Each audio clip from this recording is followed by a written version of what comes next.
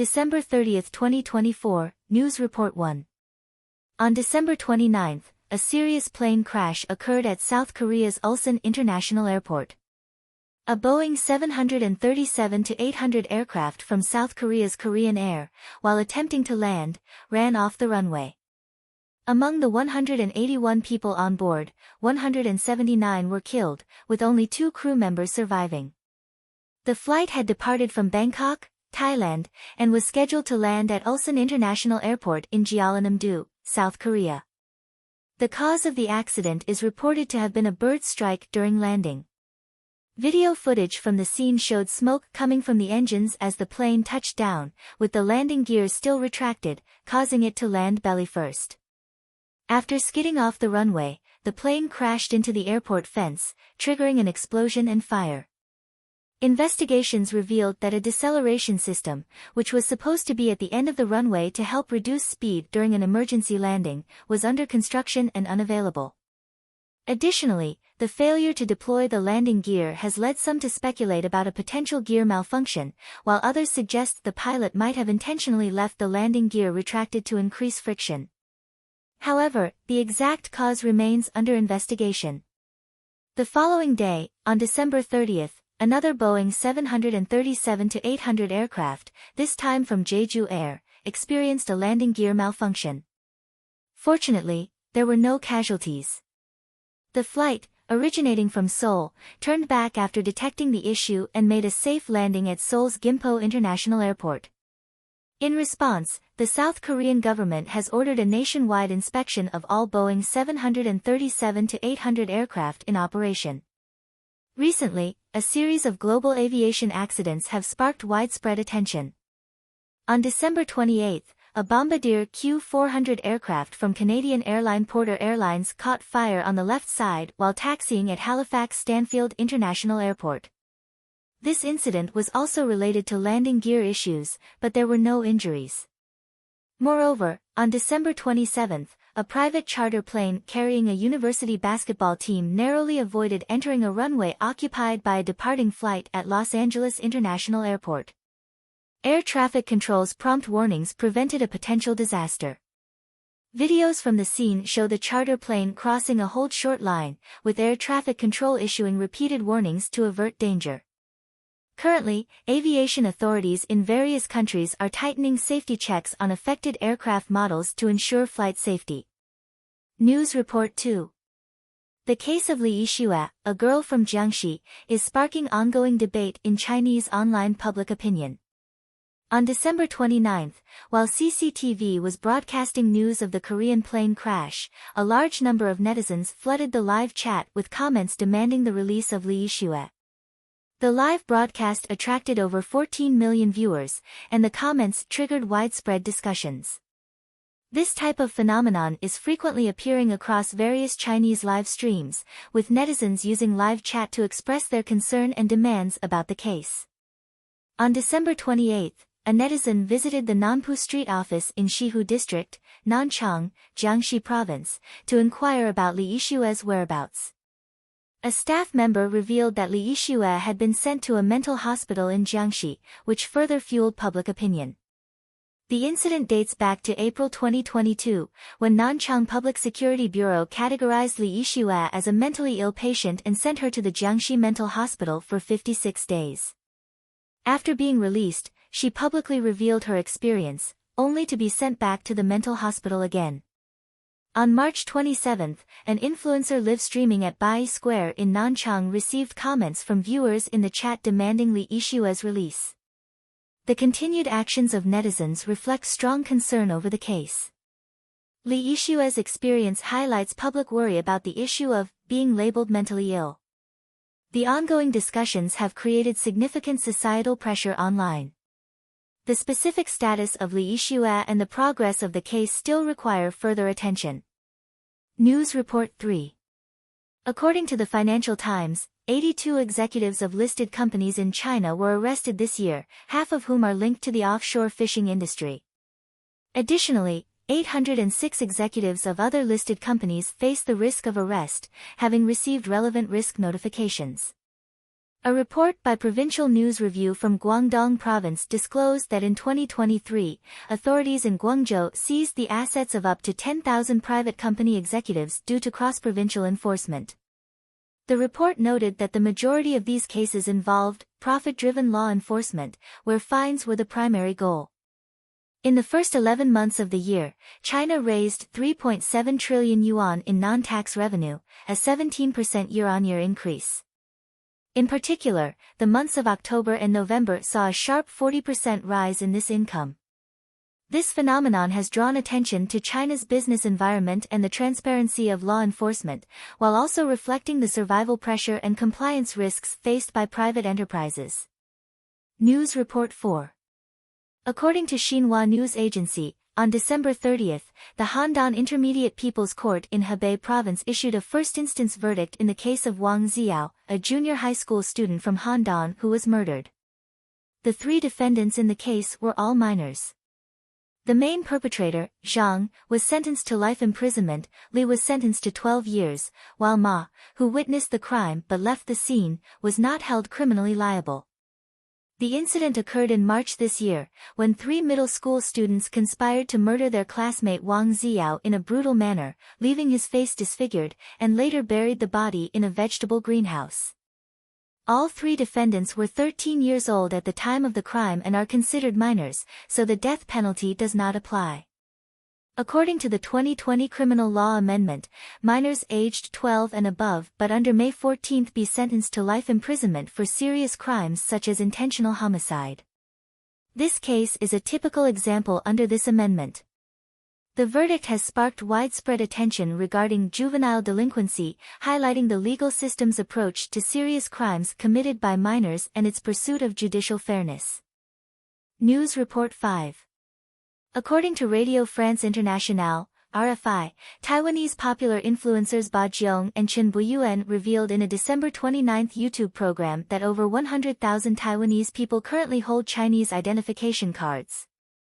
The program cited an anonymous intermediary, who claimed that more than 2,000 Taiwanese people in Xiamen, Fujian Province, have applied for local household registration, and the number of Taiwanese holding Chinese identification may rise to 200,000 in the future.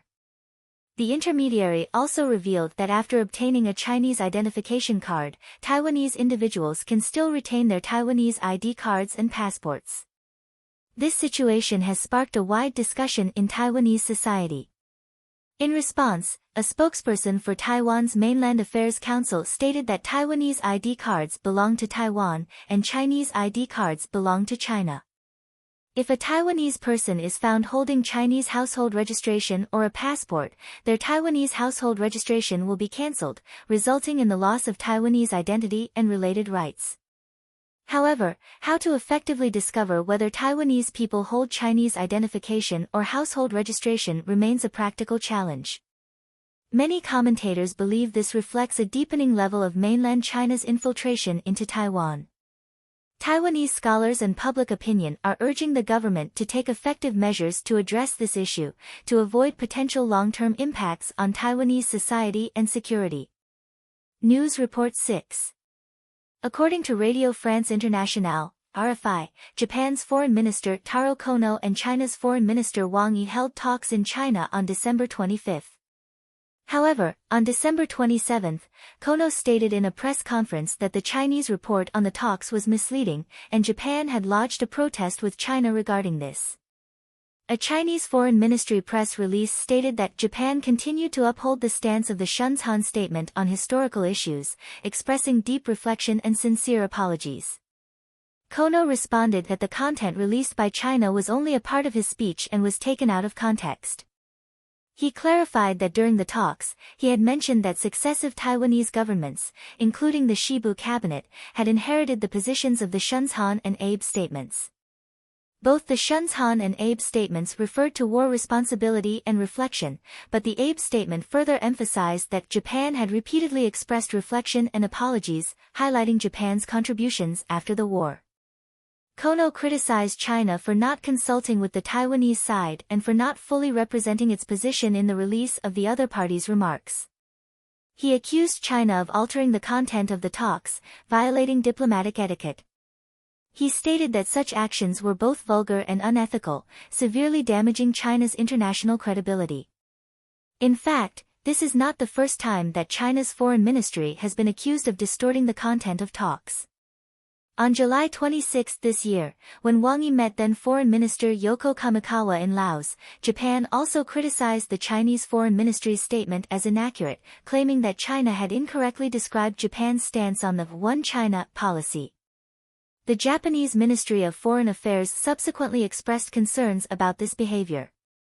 News Report 7. Recently, China's activities in the South China Sea, Diaoyu Islands, and Taiwan Strait have become increasingly frequent, exerting continuous pressure on regional countries and the international community. According to Kyodo News, on December 29, Japan's Coast Guard announced that 4 Chinese Coast Guard ships had entered the contiguous zone of the Diaoyu Islands, marking a record 353 days of Chinese Coast Guard presence in the area in 2024. The number of times the ships came near Japanese fishing vessels reached 18, also a record high. This move by China is clearly a pressure tactic on Japan's sovereignty and fishing activities. At the same time, the Southern Theater Command of the Chinese People's Liberation Army and the China Coast Guard announced patrols in the South China Sea's Scarborough Shoal on December 27 and 29, further reinforcing China's sovereignty claims in the region.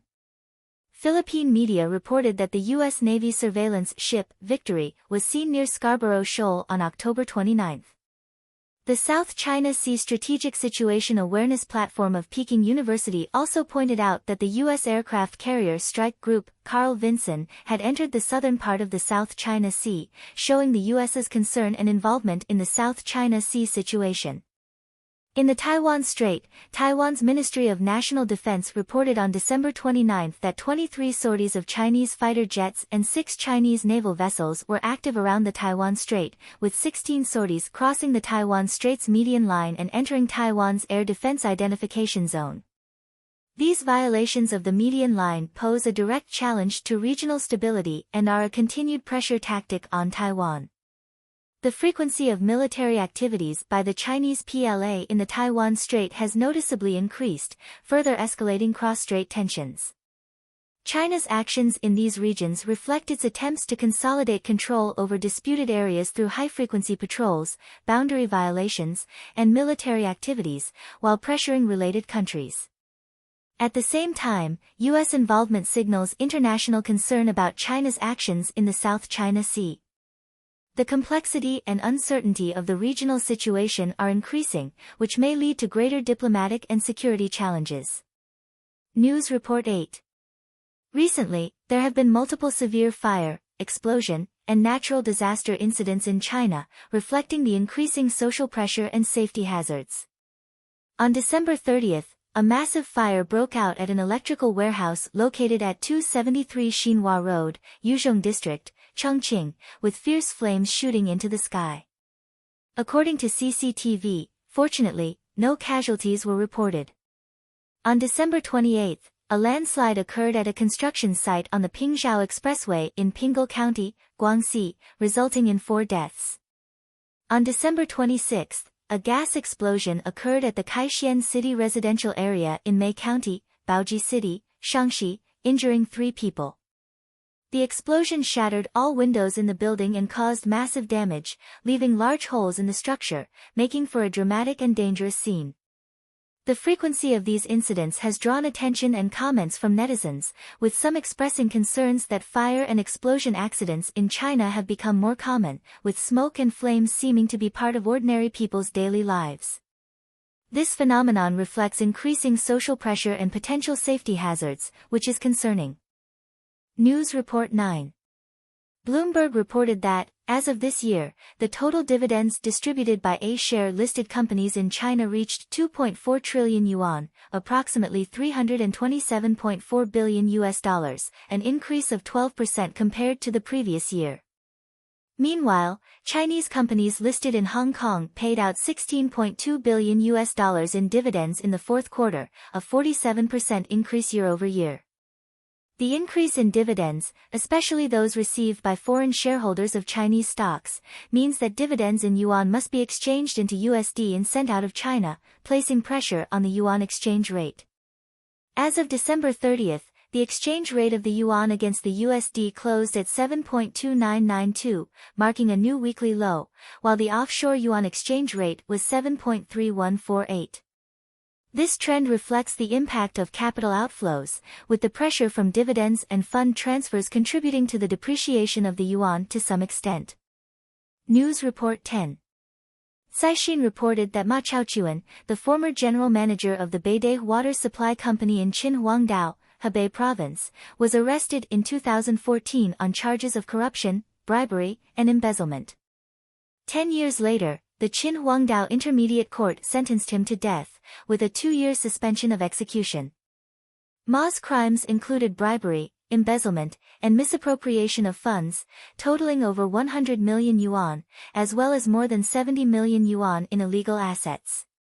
The court also found that Ma had 4 firearms and discovered 120 million yuan in cash, a large amount of gold, around 37 kilograms, 68 property titles, and other illegal assets in his home. There are reports that Ma's family transferred assets through over 40 transactions. This case has raised questions about the rule of law and fairness in China, particularly regarding the 10-year sentencing process after his arrest. News Report 11.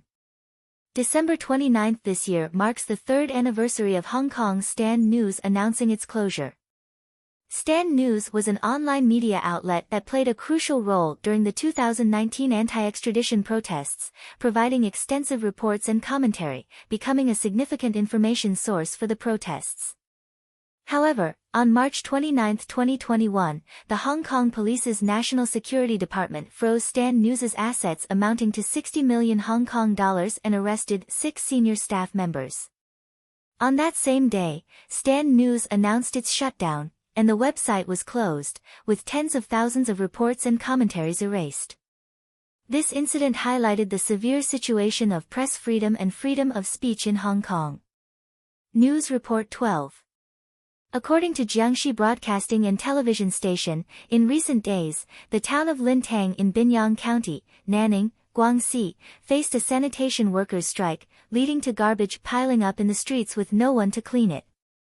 The reason for the strike was the workers' unpaid wages for several months. The sanitation workers in this area earn only 2,000 renminbi per month, and around 60 to 70 workers are stationed at Longting Market in Lintang. The Lintang Town Sanitation Bureau stated that the local government had not timely allocated funds to the contracted company, which led to the company's failure to pay the workers. Faced with this situation, the workers launched the strike. Though the strike only lasted 2 days, the town's environment became chaotic. In recent years, due to local financial difficulties, similar wage arrears incidents have occurred in multiple cities, including Zhengzhou, Xi'an, and Dongguan, with sanitation workers often being the first group affected. News Report 13. Radio France Internationale reports that the Ukrainian government announced that starting from January 1, 2024, it will cut off the natural gas pipeline that transits Russian gas to Europe. This decision is based on an agreement signed between Ukraine and Russia in 2020, which allowed Russian gas to transit through Ukraine to the Czech Republic and Slovakia. The agreement will expire on December 31, 2023, and Ukraine will no longer allow Russian gas to pass through. This decision is particularly striking because, despite Russia's invasion of Ukraine since February 2022, Ukraine had continued to allow Russian gas transit. The reason was not entirely due to Russia, but also due to the demands of European countries. Despite the ongoing war for 3 years, European countries still purchased Russian gas, and in certain months, Russia's share of the European market even increased to 18%. Countries such as Austria, Hungary, and Slovakia remain heavily dependent on Russian gas. Europe's continued purchase of Russian gas has essentially been funding Russia's war, which is unacceptable to Ukraine.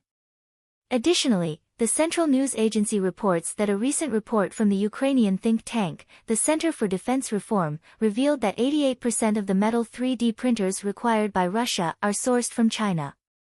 These 3D printers are used in Russia's military industries to rapidly produce weaponry and parts for the front lines, shortening repair cycles.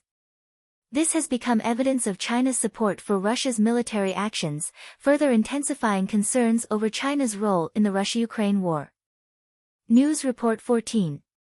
Former U.S. President Jimmy Carter passed away on December 29, 2023, at his home in Plains, Georgia, at the age of 100. He became the longest-living U.S. president in history.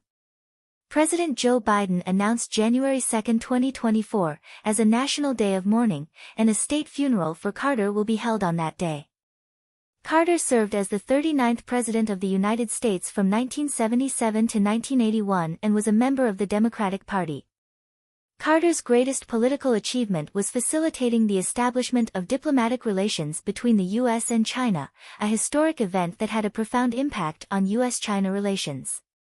The Chinese government also expressed condolences and highly praised his contributions.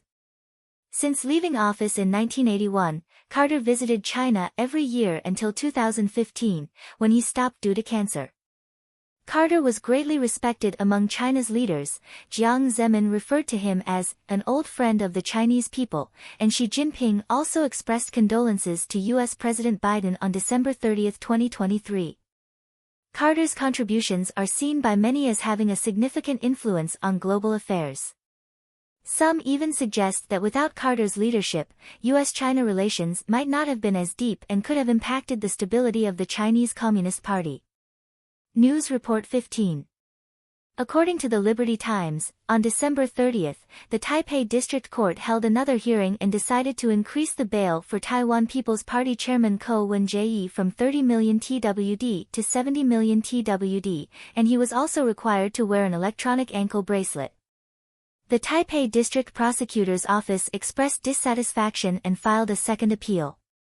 Ko's wife quickly paid the additional 40 million TWD, indicating that Ko Wen-je has considerable personal financial resources.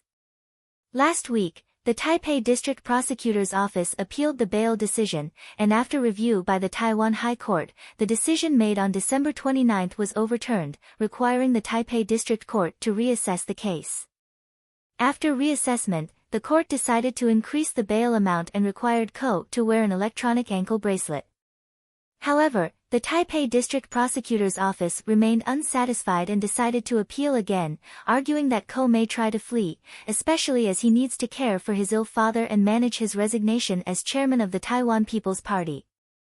Some people expressed disbelief at Ko's statements, saying that his words should be treated with skepticism since he is involved in a corruption case. News Report 16. The Hong Kong Census and Statistics Department released trade data for November on December 30.